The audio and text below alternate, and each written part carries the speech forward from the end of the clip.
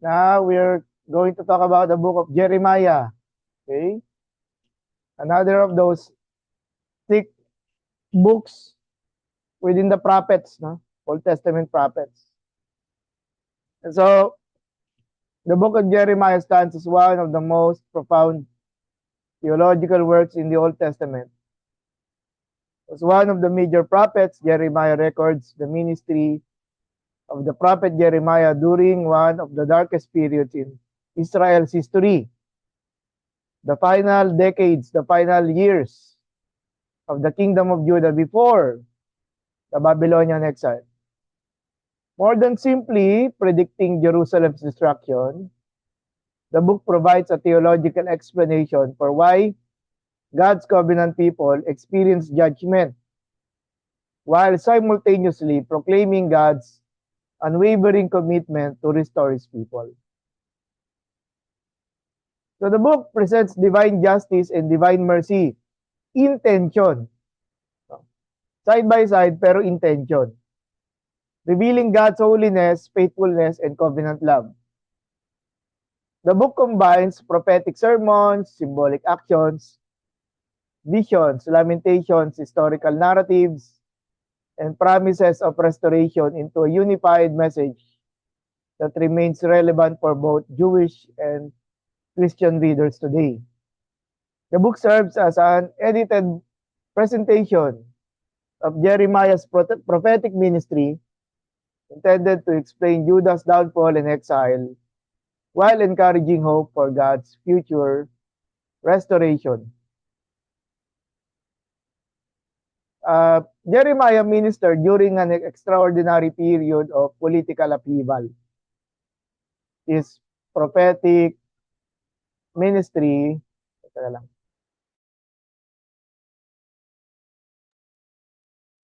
extended from approximately 627 during the reign of King Josiah hanggang sa 586 under King Zedekiah.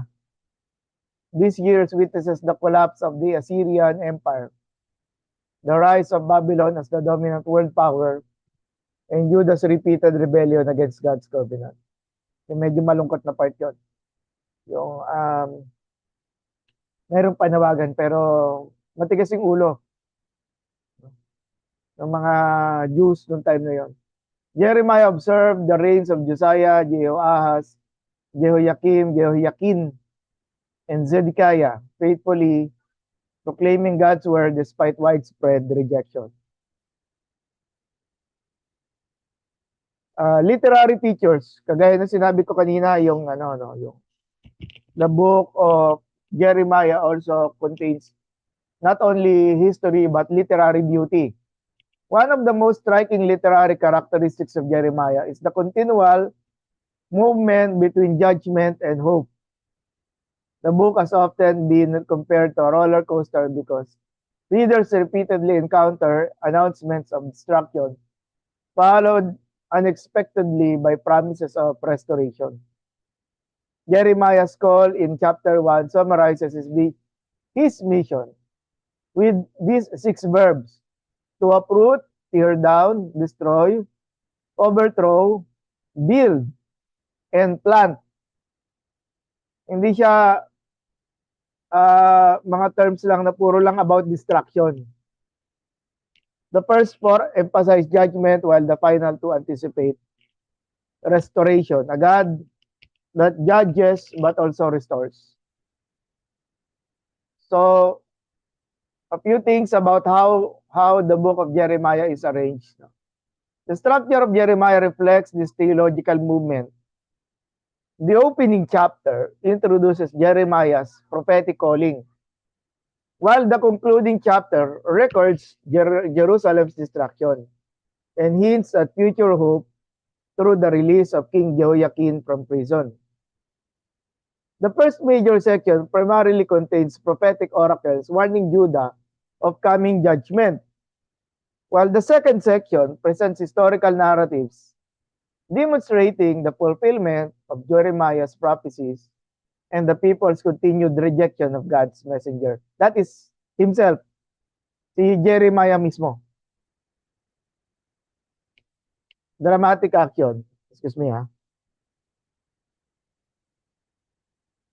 Alongside these are symbolic actions that dramatize divine truth. Jeremiah wore a yoke to symbolize Judah's submission to Babylon. Sa 27 makita niyo po yon. Purchased land during Jeremiah's siege as a sign of future restoration. Chapter 32. Buried the linen belt to illustrate Judah's corruption. And broke a clay jar to symbolize the coming destruction of Jerusalem.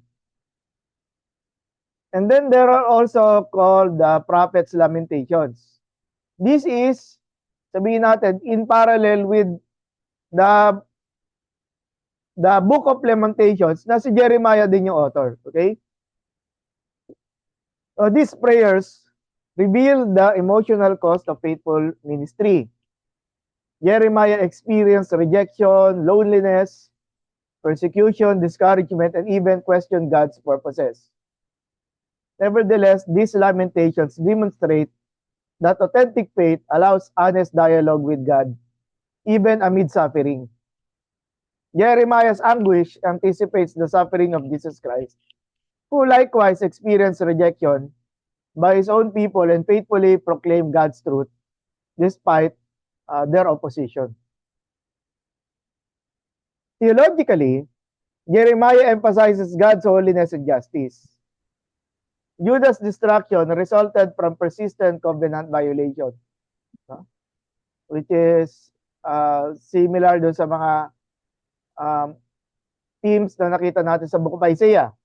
Idolatry, false worship, social injustice, and the refusal to heed God's repeated warnings. At saan nanggagaling ang repeated warning? Coming from the prophet of God, which is si Jeremiah. Preach si Jeremiah, hindi siya pinapakinggan ng mga tao. Hindi nagkakaroon ng pagbabago ng puso. No? The prophet continually confronts false prophets who promise peace without repentance, exposing the danger of religious deception. So, noon pa lamang may fake news na, no?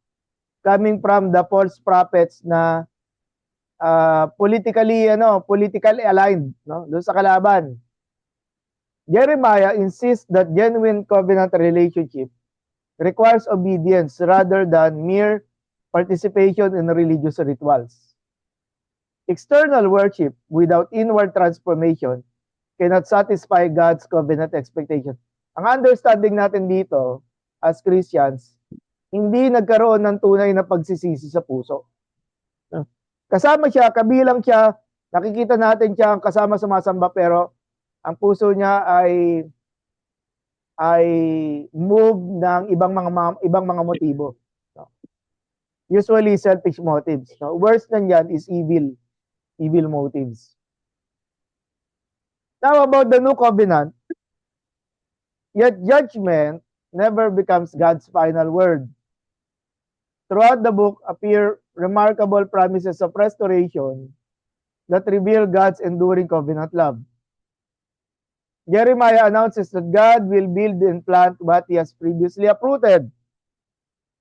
He promises that exile will last 70 years before restoration begins, encouraging the exiles to remain faithful while awaiting God's appointed time, which is an anticipation of the return of the exiles. No? Most importantly, Jeremiah introduces the promise of the new covenant, in which God will write His law upon the hearts of His people rather than merely upon stone tablets. Ito yung sinasabing circumcision of the heart. No? This promise anticipates spiritual renewal through divine grace rather than external conformity. Now, how do we appreciate the book of Jeremiah with regards to its significance to the New Testament? No? The book of Jeremiah serves as one of the most important theological bridges between the Old and the New Testaments. Its greatest contribution is the promise of the New Covenant. Jeremiah 31 verse 31 to 34 na makikita po natin sa book of Hebrews. in which God declares that He will write His law upon the hearts of His people. At dito rin po nag-pick up ng understanding si Apostle Paul when it comes to the Gentiles coming into repentance, no, seeking the forgiveness of sins from Jesus Christ. This prophecy finds its fulfillment in Christ, who proclaimed at the Last Supper that His blood inaugurated the new covenant, no. Luke 22 at saka 1 Corinthians 11:25. Likewise, sa Hebrews 8:8 hanggang 12, and then meron follow-up sa 10:16 to 17 to demonstrate that Christ's priesthood and sacrificial death have fulfilled God's covenant promises. Kaya nga, there is yung concept ng newness, the aspect of newness within the covenant that is applied initially for the Jewish exiles that returned during the post-exilic period, na ina-address ng prophecy ni Jeremiah at para sa ating mga believers, New Testament believers. Jeremiah's life also foreshadows the ministry of Jesus. Like Jeremiah, Christ was rejected by His own people, opposed by religious leaders, persecuted for proclaiming God's truth, and grieved over Jerusalem's unbelief. Yung Jesus weeping for Jerusalem. Jeremiah's emphasis on inward transformation rather than outward ritual anticipates the New Testament doctrine of regeneration through the Holy Spirit. Furthermore, Jeremiah's hope beyond judgment establishes this theological foundation for the gospel message. Which is pala God's justice judges sin, yet His mercy provides forgiveness and restoration through Jesus Christ. Yun po yung magandang message at tema na iniiwan ni Jeremiah para sa atin, sa ating generation na ito. May mga matatanong po ba kayo tungkol po sa Book of Jeremiah?